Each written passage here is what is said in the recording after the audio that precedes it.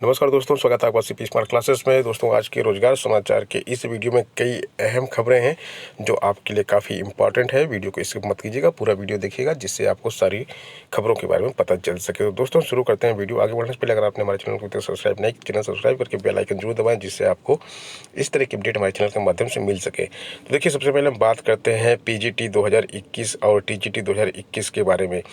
तो चयन बोर्ड ने अपनी गलती मान ली है। अब प्रवक्ता हिंदी का परिणाम जो है वो बदल जाएगा। लिखा हुआ है कि प्रदेश के अशासकीय सहायता प्राप्त माध्यमिक विद्यालयों में हिंदी प्रवक्ता के परिणाम में गलती को उत्तर प्रदेश माध्यमिक शिक्षा सेवा चयन बोर्ड ने स्वीकार किया है। 410 पदों पर भर्ती के लिए संशोधित परिणाम जारी किया जाएगा। परिणाम संशोधित होने पर कुछ चयनित अभ्यर्थी बाहर हो सकते हैं, जबकि कुछ के चयन सूची में शामिल होने की उम्मीद है।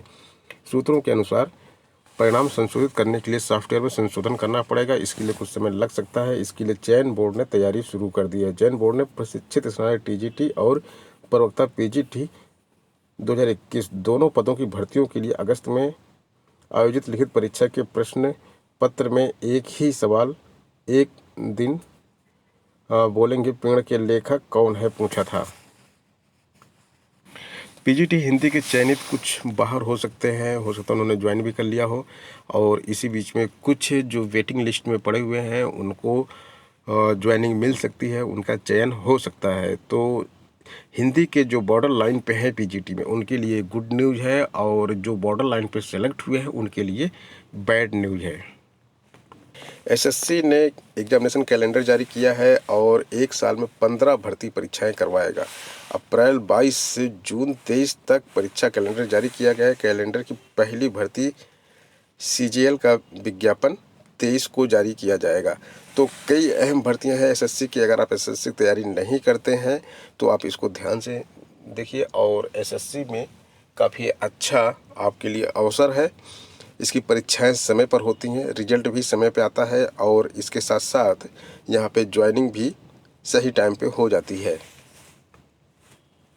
असिस्टेंट प्रोफेसर भर्ती की बात करें तो यहाँ पे देखिए मामला काफ़ी बिगड़ता हुआ दिख रहा है। उसकी उत्तर कुंजी जो है फिर से गलत जारी हो गई है।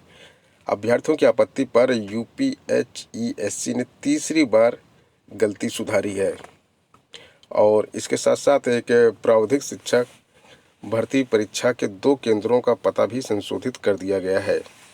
तो ये 22 दिसंबर को परीक्षा होने जा रही है प्रावधिक शिक्षा की, और इसमें जो है 2 केंद्रों का पता संशोधित किया गया। परीक्षा नियंत्रक अरविंद कुमार मिश्र के अनुसार परीक्षा केंद्र नेहरू कन्या इंटर कॉलेज बिछिया रेलवे कॉलोनी कूड़ा घाट का पता संशोधित करते हुए नेहरू कन्या इंटर कॉलेज बिछिया रेलवे कॉलोनी, और परीक्षा केंद्र नीना थापर इंटर कॉलेज का पता संशोधित करते हुए Neena Thapar inter college Gorakhpur Cantt किया गया है। 18 तदर्स शिक्षकों को नियुक्ति मिलेगी। ये कल एक इसका पैनल जारी हुआ है जिसमें 15 टीजीटी के हैं और 3 जो है वो पीजीटी के हैं। इसके बारे में किन किन छात्रों को नियुक्ति मिलेगी पूरी लिस्ट मैंने कल के वीडियो में आपको बताया था। कल शाम को मैंने एक वीडियो बनाया था इस पर, आप उस वीडियो को देख सकते हैं। हो सकता है आपका नाम भी उसमें हो। छात्रवृत्ति योजना के बारे में न्यूज़ है यहाँ पे। SC/ST के लिए 60% अंकों की बाध्यता अब खत्म कर दी गई है। अनुसूचित जाति जनजाति को दसमोत्तर छात्रवृत्ति योजना में 60% अंकों की बाध्यता खत्म कर दी गई। अभी तक इस योजना के तहत निजी शिक्षण संस्थानों में संचालित व्यावसायिक पाठ्यक्रमों में केवल उन छात्र छात्राओं को ही छात्रवृत्ति मिलती थी जिनके इंटरमीडिएट में 60% से अधिक अंक होते थे। चुनाव सुधार और विवाह से जुड़ा बिल अगले हफ्ते पेश किया जाएगा। विवाह से जुड़ा जो बिल है उसमें लड़कियों की मिनिमम एज जो है 18 साल से बढ़ाकर 21 साल किया जाएगा, और मतदाता सूची से आधार कार्ड जुड़ेंगे। तो ये दोनों बिल जो है अगले सप्ताह पेश किए जाएंगे। विधानसभा चुनाव की घोषणा जनवरी के प्रथम सप्ताह में हो जाएगी।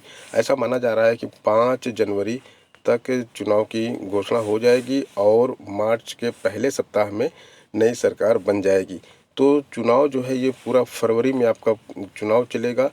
इस बीच में अगर 5 जनवरी को चुनाव की घोषणा हो जाएगी तो तुरंत सारी भर्तियों पर रोक लग जाएगी। कोई भी भर्ती 5 जनवरी के बाद नहीं जारी की जाएगी, केवल उत्तर प्रदेश लोक सेवा आयोग को छोड़कर, क्योंकि उत्तर प्रदेश लोक सेवा आयोग अपनी भर्तियों को जारी कर सकता है। यानी कि LT ग्रेड की भर्ती जो आपकी बहुप्रतीक्षित भर्ती जिसका आप इंतजार कर रहे हैं वो तो जारी हो सकती है, लेकिन अगर टीजीटी पीजीटी की भर्ती जो चयन बोर्ड को जारी करनी है वो अगर 5 जनवरी तक जारी नहीं होती है तो समझ लीजिए ये भर्ती आगे जारी नहीं हो पाएगी। लेकिन उम्मीद है, 95% उम्मीद है कि ये भर्ती 5 जनवरी से पहले जारी हो जाएगी। इसलिए उम्मीद मत छोड़ें और तैयारी करते रहें। 5 जनवरी आने में अभी भी 17-18 दिन बचे हुए हैं। 17-18 दिन में इसका देखिए अधियाचन मंगाया जा चुका पहले ही और ये भर्ती निकाली जा सकती है। डिप्टी सीएम का बयान आया है कि किसी भी भर्ती में कोई धांधली या भ्रष्टाचार का आरोप नहीं लगा सकता है। हम 68,500 को क्या भूल सकते हैं, या फिर 69,000 को भूल सकते हैं, या फिर LT ग्रेड 2018 को भूल सकते हैं, या फिर अन्य भर्तियां यूपीएसआई है और यूपी टेट का एग्ज़ाम अभी कैंसिल हुआ है। क्या किसी भी भर्ती को हम भूल सकते हैं? एक वीडियो की भर्ती हुई थी जिसमें 1954 पदों में से 1300 से ज़्यादा भर्ती केवल सेटिंग से हुई थी। फिर इस परीक्षा को कोर्ट ने रद्द करके दोबारा परीक्षा कराने का आदेश दिया है। तो ये डिप्टी सीएम का बयान है। लेकिन इसके साथ साथ यहाँ पे देखिए प्रतियोगी छात्र संघर्ष समिति प्रयागराज के अध्यक्ष अवनीश पांडे हैं। वो बोलते हैं जो चयनित नहीं हुए वो कहें पारदर्शी व्यवस्था तभी मानिए भर्ती निष्पक्ष हुई है। अगली खबर भी भर्तियों से है। इसमें लिखा हुआ है कि भर्ती की अनियमितता ने पकड़ा तूल। लोक सेवा आयोग APS भर्ती 2013 के प्रतियोगियों ने प्रदर्शन किया है और यहाँ पे जो अनियमितता बरती जा रही भर्तियों में वो काफ़ी तूल पकड़ रहा है। अब ये मैटर जो है चुनावी मुद्दा भी बनता जा रहा है, क्योंकि इसी मुद्दे पे यह सरकार आई थी। सरकार ने बोला था कि यूपी PSC में जो है अनियमितता हुई है, हम इसकी CBI जांच करवाएंगे। और CBI आते ही सरकार ने CBI जांच बैठा दी थी। लेकिन 5 साल में एक भी भर्ती पर कोई भी प्रतिक्रिया CBI ने नहीं दी है। ना ही कोई भर्ती रद्द हुई है, ना ही किसी को अरेस्ट किया गया है और ना ही किसी भर्ती का खुलासा किया गया है कि कितने जो है इसमें छात्र फर्जी सिलेक्ट हुए हैं। और हालांकि CM साहब खुद कुछ नियुक्ति पत्र बांट रहे थे तो उन्होंने बोला कि 60 लाख में SDM का पद बिका है। आप उत्तर प्रदेश के मुख्यमंत्री हैं और जब आपको मालूम है कि 60 लाख में SDM का पद बिका है तो उन SDM को आप बर्खास्त करने की पूरी पावर रखते हैं। लोक सेवा आयोग के माध्यम से वो ज्वाइन जरूर हुए हैं, लेकिन अगर 60 लाख देकर वो SDM बने हैं तो उनको बर्खास्त किया जा सकता है। सरकार के पास इतनी पावर होती है।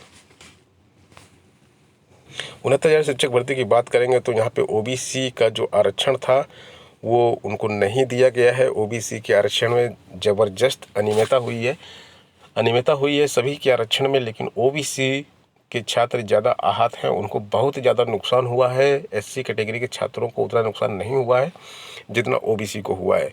और OBC के जो ये आरक्षण इस भर्ती में जो आरक्षण का घोटाला हुआ, उनके साथ जो धोखा हुआ है, इसको आयोग ने भी माना है और अब सरकार भी मान रही है। सरकार ने, केंद्र सरकार में यहाँ तक कि ये मैटर गया था कि इसका हल निकाला जाएगा। और 4-5 OBC के जो प्रमुख नेता हैं, जिसमें अपना दल की अध्यक्ष हैं अनुप्रिया पटेल और जो है अपने डिप्टी CM जो हैं मौर्य साहब, इन सभी ने एक संयुक्त बयान जारी करने को बोला था जिससे कि इसके ऊपर कोई मतलब जो ये डिस्प्यूट है इसको हल किया जाएगा चुनाव से पहले। लेकिन अभी तक उसके बारे में कोई घोषणा नहीं की गई है। और इस भर्ती में बहुत से छात्र जो है यहाँ पे नौकरी नहीं पाए हैं, क्योंकि आरक्षित सीटें जो थीं 18,598 में से केवल 5,884 सीटें जो है इनको नहीं मिली हैं, वो सामान्य वर्ग को दे दी गई। तो 5,884 सीटें बहुत होती हैं जो OBC की थी, सामान्य वर्ग को दे दी गई। तो ये एक बहुत बड़ा घोटाला है, जो आरक्षण का घोटाला है। और उसके बाद भी डिप्टी CM बोलते हैं कि किसी भर्ती में कोई भी अनियमितता नहीं बरती गई है। तो दोस्तों ये हो गई आज की न्यूज़ और प्रमुख खबरें। मिलते हैं नेक्स्ट वीडियो में कुछ नई अपडेट, कुछ नई जानकारी के साथ। बने रहें आप CP स्मार्ट क्लासेस के साथ। धन्यवाद।